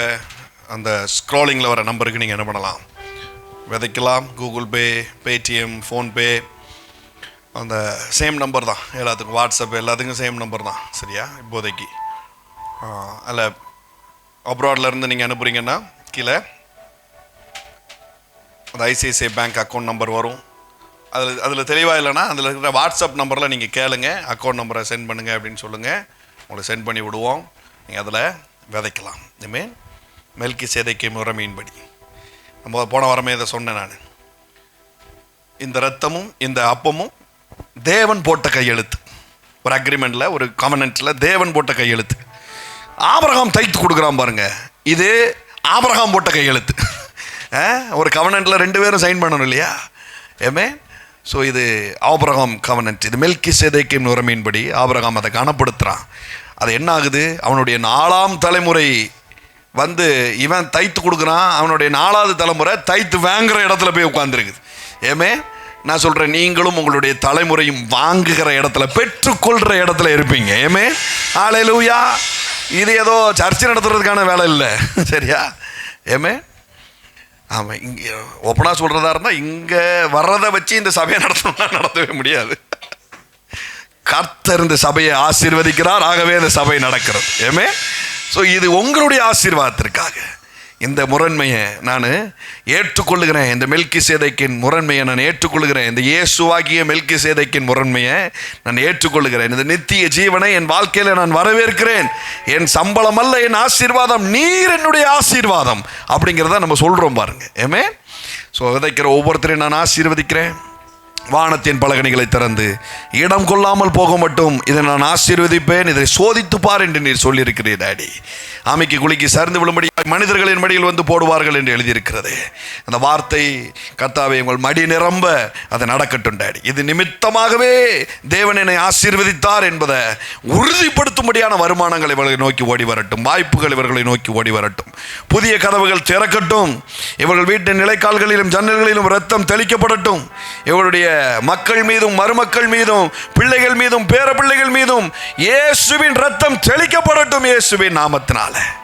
ஆமென், ஆமென். God bless you. அந்த இரத்தம் உங்களை பாதுகாக்கிறது, அந்த இரத்தம் உங்களுக்கு ப்ரொமோஷனை தருகிறது. ஆமென். அந்த இரத்தம் உங்களை விடுதலையாக்கி இருக்கிறது. இன்னும் அந்த இரத்தம் உங்களை பரிசுத்தப்படுத்தி இருக்கிறது. அந்த இரத்தம் இன்றளவும் உங்களுக்கு நன்மையானவைகளை மட்டுமே உங்களுக்காக பேசி கொண்டிருக்கிறது. ஆமென். உங்கள் வேலையை கிழிக்க முடியாது பேசவில்லை, நன்மையே அது பேசி கொண்டிருக்கிறது. நீங்கள் வீட்டுக்கு போகிறதுக்குள்ளே அதோடைய முழு நன்மையை நீங்கள் என்ஜாய் பண்ணுவீங்க. ஆமென். God bless you. God bless you. அடுத்த வாரம் சந்திப்போம். God bless you. Thank you. Thank you.